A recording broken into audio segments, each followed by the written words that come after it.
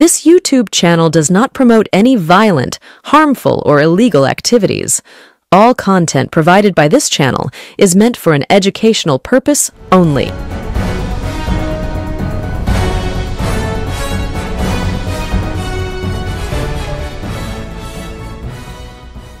বিরোধী দলনেতা শুভেন্দু অধিকারী একসময় তৃণমূলে থাকাকালীন তিনি পশ্চিমবঙ্গের যে সমস্ত দক্ষ সংগঠক বা রাজনৈতিক সংগঠক ছিলেন তাদের মধ্যে অন্যতম ছিলেন।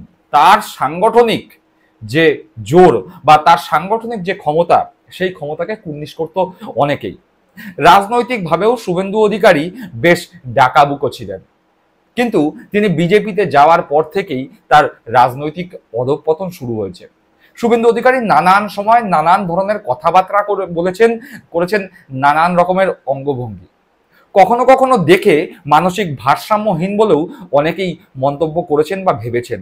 সেই শুভেন্দু অধিকারী বিধানসভার বাইরে বেরিয়ে এমন একটি ঘটনা ঘটালেন বা এমন একটি কাজ করলেন, সেই কাজ দেখে বা সেই ঘটনা দেখে তার পাশে থাকা তারই দলের সতীর্থ বিজেপির বিধায়ক মুচকি মুচকি হাসছেন। মনে মনে তিনিও ভাবছেন, বিরোধী দলনেতা শুভেন্দু অধিকারীর সত্যি কি মানসিক বিপর্যয় ঘটেছে? তিনি কি মানসিকভাবে সুস্থ? ঠিক এইরকমই একটি অস্বাভাবিক ঘটনা ঘটিয়ে ফেলেছেন বিরোধী দলনেতা শুভেন্দু অধিকারী। কি সেই ঘটনা? সেই ঘটনা নিয়েই আজকে আমাদের পর্ব। আপনারা দেখছেন বঙ্গচক্র ইউটিউব চ্যানেল। আমি প্রতিবেদক সায়ন্তন চক্রবর্তী। যারা প্রথমবারের জন্য এই চ্যানেলে এসেছেন তাদের কাছে অনুরোধ করব চ্যানেলটিকে সাবস্ক্রাইব করে পাশে থাকা বেল বাটনটি প্রেস করে দেবেন, যাতে যখনই নতুন কোনো ভিডিও এই চ্যানেলে আসবে সরাসরি সেই নোটিফিকেশন পৌঁছে যাবে আপনাদের কাছে। চলুন আজকের পর্বে প্রবেশ করা যাক। আজকের বিষয় নিয়ে আলোচনা করব, কিন্তু তার আগে আপনাদেরকে জানাই যে বঙ্গচক্র ইউটিউব চ্যানেলের পাশাপাশি আমি একটি নতুন চ্যানেলে এসেছি। চ্যানেলটির নাম সত্যিটা কি। ইউটিউবে গিয়ে @SOTYITAKI লিখে সার্চ করলে সত্যিটা কি চ্যানেল আপনারা খুঁজে পাবেন। আপনাদের কাছে অনুরোধ করব চ্যানেলটিকে সাবস্ক্রাইব করে বেল বাটন প্রেস করে রাখবেন। তার কারণ এই চ্যানেলের মধ্যে আমরা আনছি এমন নানান ধরনের ঘটনা, সত্য ঘটনা, যেই ঘটনাগুলো আমাদের চোখের সামনে থাকলেও আমাদেরকে সেই ঘটনাগুলো জানতে দেয়া হয় না, বা ইচ্ছে করে সেই সত্য ঘটনা লুকিয়ে রাখার চেষ্টা করা হয়। সেই নিয়েই আমাদের নতুন চ্যানেল সত্যিটা কি। সেই চ্যানেলে প্রথম ভিডিও আসছে আগামী রথযাত্রার শুভ দিনে সন্ধ্যা 7 ঘটিকায়। আমি আশা করব যারা যারা এই চ্যানেলের সাবস্ক্রাইবার এবং দর্শক বন্ধুরা আছেন তারা সকলে সত্যিটা কি চ্যানেলকে সাবস্ক্রাইব করবেন।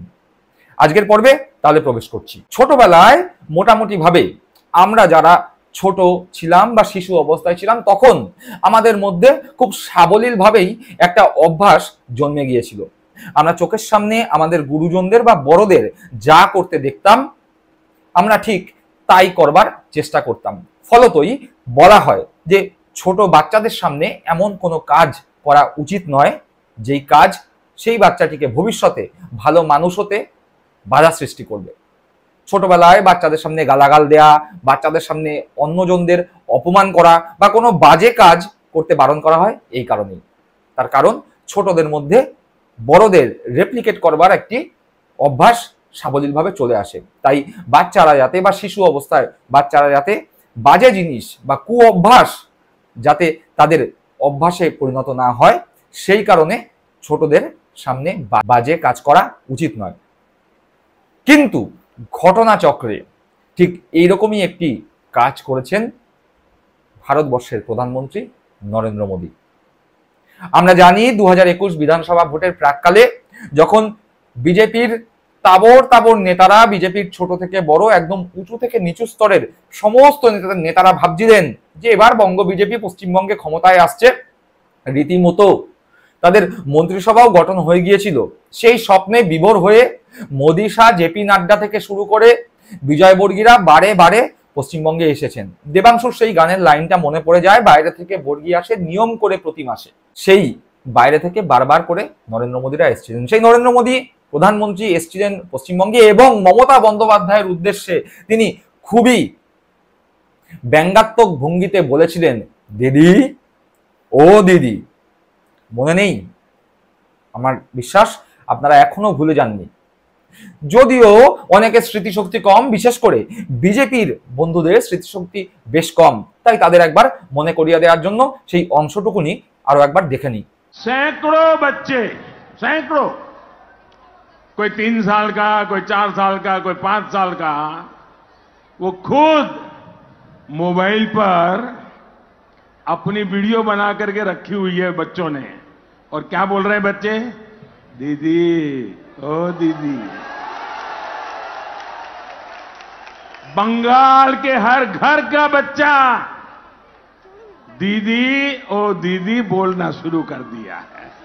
দেখলাম সেই ভিডিও যেখানে মমতা বন্দ্যোপাধ্যায়কে, রাজ্যের মহিলা মুখ্যমন্ত্রী মমতা বন্দ্যোপাধ্যায়, তৎকালীন ভারতবর্ষের একমাত্র মহিলা মুখ্যমন্ত্রী মমতা বন্দ্যোপাধ্যায়কে দেশের প্রধানমন্ত্রী নরেন্দ্র মোদী দিদি ও দিদি বলে ব্যঙ্গ করেছিলেন।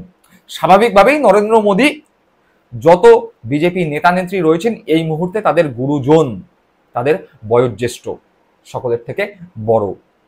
তাই বিজেপি নেতা নেত্রীরা মোদীর দেখানো পথে হেঁটেই মানুষজনকে ভেঙাতে শিখবে, বা মমতা বন্দ্যোপাধ্যায়কে আরো সহজ করে পারফেক্টলি করে বলা যায় যে মমতা বন্দ্যোপাধ্যায়কে ভেঙাতে শিখবে, এ খুব একটা আশ্চর্যজনক বিষয় নয়। তার কারণ প্রথমেই বলেছিলাম, ছোটরা ছোটবেলায় বড়দের যা করতে দেখে বড় হয়ে সেই সমস্ত শিশুরা ঠিক তাই করে।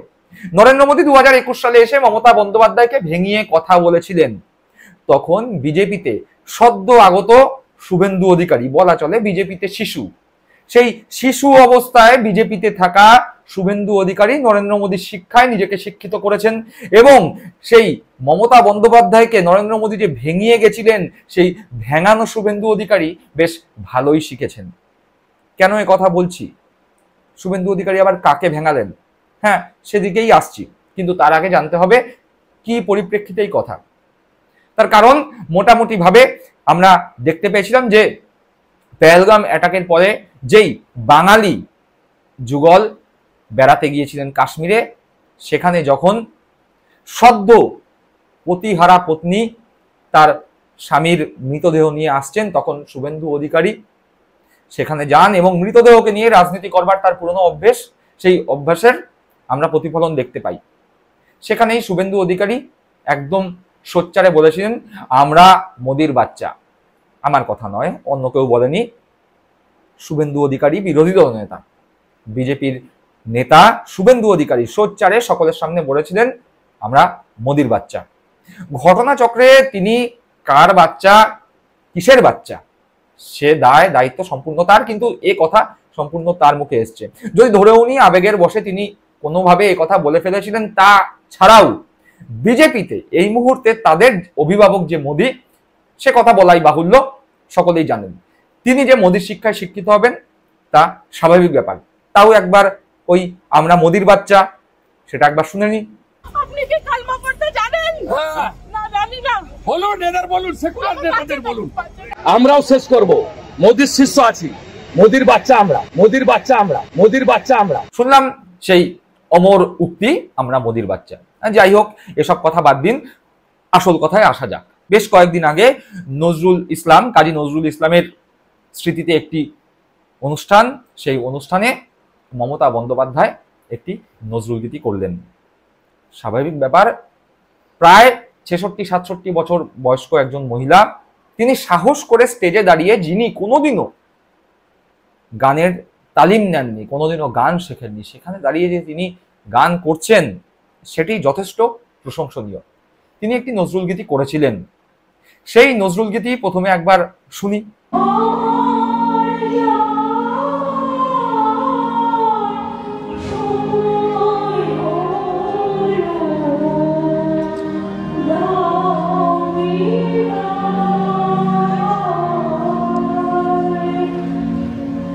একজন মহিলা মুখ্যমন্ত্রী নজরুল গীতি করছেন, তার গান ভালো হতে পারে, খারাপ হতে পারে, তিনি সুরে গাইতে পারেন, বেসুরে গাইতে পারেন, সেটি আলাদা ব্যাপার। কিন্তু সেই মহিলা মুখ্যমন্ত্রীকে তার গান নিয়ে ভেঙাচ্ছে কে জানেন? রাজ্যের বিরোধী দলনেতা, যে রাজ্যের গঠনমূলক কোন রকম আলোচনায় অংশ নেয় না, শুধুমাত্র অন্ধ মমতা বিরোধিতা, শুধুমাত্র অন্ধ তৃণমূল কংগ্রেস বিরোধিতা। তৃণমূল কংগ্রেসে থেকে নিজের স্বার্থ চরিতার্থ হচ্ছিল না বলে, বা তিনি তৃণমূল কংগ্রেসে থেকে গদ্দারি করে বিজেপির সুবিধা করে দিচ্ছিল, সেই যে তার চক্রান্ত, সেই চক্রান্ত অভিষেক বন্দ্যোপাধ্যায় ধরে ফেলেছিল এবং তৎপরবর্তী সময়ে সে তৃণমূল কংগ্রেস ত্যাগ করে বিজেপিতে যায় এবং বিজেপিতে গিয়ে 2021 সালে বিধায়ক নির্বাচিত হয়ে বর্তমানে বিরোধী দলনেতা সেই শুভেন্দু অধিকারী মমতা বন্দ্যোপাধ্যায়কে ভেঙাচ্ছেন বিধানসভার বাইরে এসে। কতটা কাজহীন হলে বা রাজনৈতিকভাবে দেউলিয়া হয়ে গেলে একজন মহিলা মুখ্যমন্ত্রীকে বিধানসভার বাইরে এসে একজন বিরোধী দলনেতা ভেঙায়, তার উদাহরণ শুভেন্দু অধিকারী পশ্চিমবঙ্গের রাজনৈতিক ইতিহাসে এই প্রথমবারের জন্য নিদর্শন তৈরি করলেন।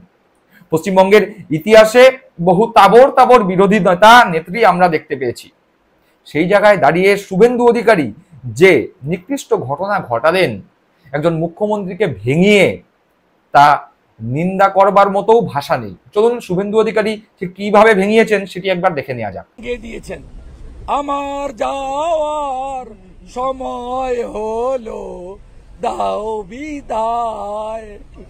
দিয়েছেন আমার যাওয়ার সময় হলো, দাও বিদায়। দেখলাম শুভেন্দু অধিকারী ঠিক কিভাবে মুখ্যমন্ত্রী মমতা বন্দ্যোপাধ্যায়কে ভেঙিয়েছেন। যাই হোক, শুভেন্দু অধিকারী ভেঙাচ্ছেন তার কারণ তিনি তার গুরুজন নরেন্দ্র মোদীর কাছ থেকে ভেঙানোটাই শিখেছেন।